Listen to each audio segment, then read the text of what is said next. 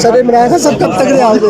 इंशाल्लाह बहुत जल्द रिहा होंगे, सारे एक्सपोज होंगे इंशाल्लाह। ये साजिश की गई थी ये भी सामने आएगी। कौन से कोर्ट के सामने? साजिश भी सामने आ जाएगी, सारे इंशाल्लाह एक्सपोज होंगे और ये पूरी कौम के सामने ये चीज़ आएगी कि कौन हक पे है कौन सच पे है। और इंशाल्लाह फॉर्म 47 वाला कौन है, ये धांधली किसने की है, ये जो मुल्क में बदतरीन धांधली की गई है, उससे जो पहले जो साजिश की गई इमरान खान को हटाने की, उसका आपने देख लिया कि कितना नुकसान हुआ है इस मुल्क को, इस मुल्क की आवाम को। तो सामने है, उसकी बात करने की जरूरत ही नहीं है, आवाम भुगत रही है उसको। सर जो आपको गिरफ्तार करने के वजह से जो वारंट वगैरह जारी हुई, उस वजह से क्या कहेंगे? आपके केस में यहाँ पर मैंने कहा वो तो एक्विटल हो गया क्या वो जो केस नहीं थे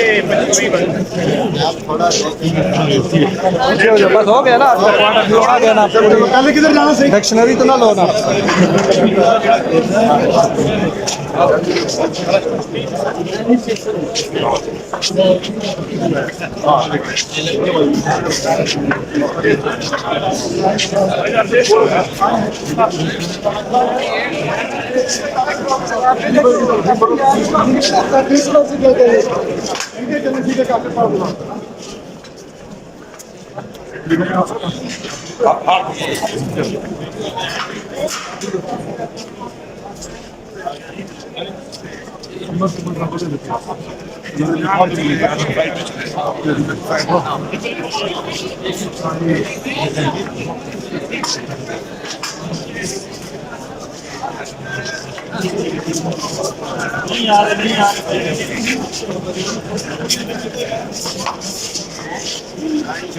क्या हाल है सर?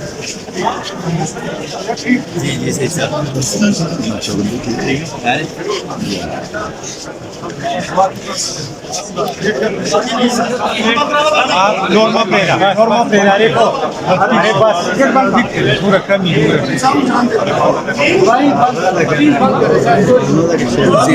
टीवी के आनी में मिर्जापुर इस वक्त अब्दुल गफूर काकर साहब की अदालत में इस वक्त पहुँच चुके हैं।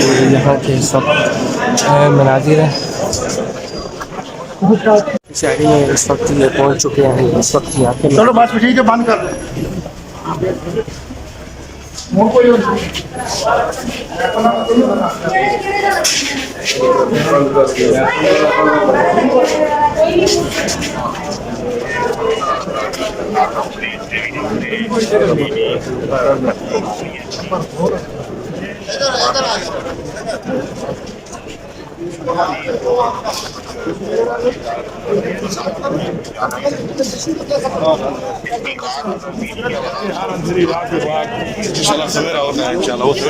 खान साहब के एक्सपेंसेस का ताल्लुक है, वो अपनी फाइनेंस वो उठाते हैं, लेकिन हुकूमत की स्टेट की रिस्पॉन्सिबिलिटी बनती है कि जो भी उनके पास कैदी हों, चाहे वो इमरान खान साहब जैसे हाई प्रोफाइल हों या कोई आम कैदी हों, उनका नान नफ़क़े का ख़र्चा जो खाने पीने का है वो उठाते हैं।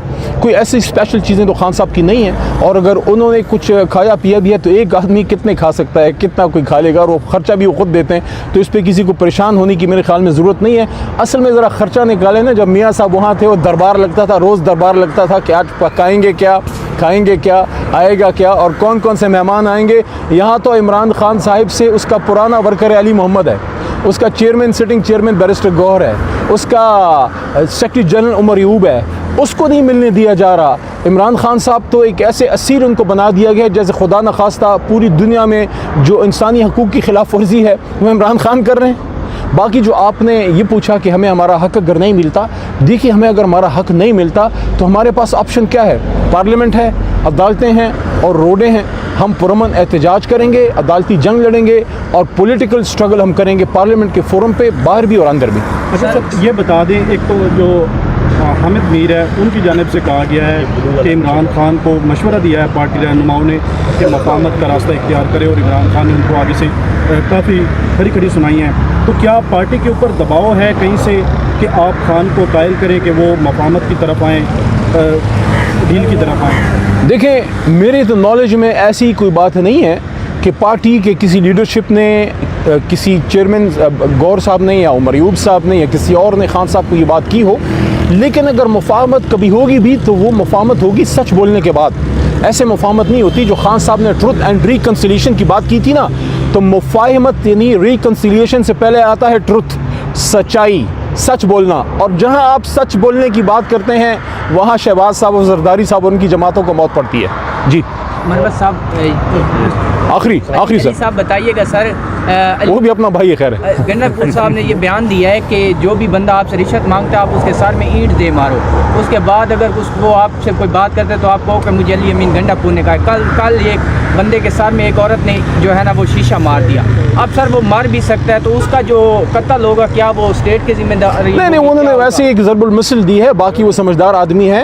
एक पोर्टल हम बनाएंगे कि जो आदमी करप्शन करता है पोर्टल पे लोगों ने इन्फॉर्म करना है कि मुझसे इस शख्स ने करप्शन या मुझे रिश्वत मांगी है। और वैसे एक बात उन्होंने बड़ी ज़बरदस्त की है, सबको इस पर अमल करना चाहिए। रिश्वत लेने वाला और रिश्वत देने वाला दोनों जहन्नमी है। अच्छा सर, आखिरी सवाल है, ये बता दें, अपोजिशन लीडर है वो पीटीआई से नहीं लिया जा रहा, सुन्नी काउंसिल से नहीं लिया जा रहा, पब्लिक अकाउंट की जो कमेटी है वो भी नहीं मिल रही है, लेकिन दूसरी जानिब ये बाकी जमातें हैं, पीपल्स पार्टी है, नून लीग है, वो ये कह रही हैं कि अभी तक हमारे जो रहनुमा है उनका हलफ नहीं लिया केपी की असेंबली में। अगर वो इधर से कार्रवाई करेंगे तो इधर से हम भी कार्रवाई करेंगे। देखिए, सारे एक ही थाली के चट्टे बट्टे हैं और एक ही सिक्के के दो रुख हैं। सारे एक ही गेम खेलते हैं, मिल के खेलते हैं। सिर्फ इलेक्शन में सेपरेट हो गए। आपने देखा वो तुंद व तेज़ तकारीर बिलावल साहब की याद करें, और वो तुंद व तेज़ तकारीर मरियम बीबी की और शहबाज साहब की पीपल पार्टी जरदारी साहब के खिलाफ आज फिर सारे इकट्ठे हैं। ये वही बात है जो 20 साल पहले इमरान खान ने की थी कि एक वक्त आएगा कि सारे हमारे खिलाफ इकट्ठे हो जाएंगे। जहाँ तक इसका ताल्लुक है इलेक्शन असम्बली बुलाने का, खैबर पख्तूनख्वा वो इख्तियार वज़ीर आला खैबर पख्तूनख्वा का है। जब वो मुनासिब समझेंगे काबीना के मशवरे से वो रिक्वेस्ट भेजेंगे गवर्नर साहब को कि हम इजलास हम बुलाना चाहते हैं। अगर कोई मेंबर इंडिपेंडेंटली रिक्वेजिशन करना चाहते हैं तो यहाँ सारे पढ़े लिखे लोग हैं, आपको एक मिनिमम नंबर ऑफ मेंबर चाहिए होता है रिक्वेजिशन बुलाने के लिए, जो मेरे ख्याल में पश्तूनख्वा असेंबली में 37 है शायद। तो 17 मेंबर हैं इनके, 17 मेंबरों पे आप कौन सी रिक्वेजिशन बुला सकते हैं? और गवर्नर साहब को ये कहना चाहूँगा खैबर पख्तूनख्वा को कि आप हमारे लिए मोहतरम है, आपने माशाल्लाह बड़े मज़े कर लिए हैं, लेकिन आप यहाँ बैठ के रियासत के एक नुमाइंदे हैं, वफाक के नुमाइंदे हैं, किसी जमात के कारकुन बनने की कोशिश ना करें। करें। अच्छा सर, ये बताइएगा, मैं दो बातें करके फिर आप करें। बिस्मिल्लाहिर्रहमानिर्रहीम, अल्लाहुम्मा सल्लि व सल्लिम व बारिक अला सय्यिदिना मुहम्मद व अला आलि मुहम्मद। मेरे दोस्तों, अफसोस की बात है कि सियासी लीडरान, पॉलिटिकल लोग, पॉलिटिकल लीडरशिप जिनको अवाम मुंतखब करती है अपनी खिदमत के लिए, निज़ाम उनको मजबूर कर देता है कि वो अवाम की खिदमत की बजाय एक कोर्ट से दूसरी कोर्ट, दूसरी कोर्ट से तीसरी कोर्ट, उमर साहब इधर नज़दीक आ जाइए, वो जाएं और पेशियों पे पेशियाँ भुगताएँ। क्यों?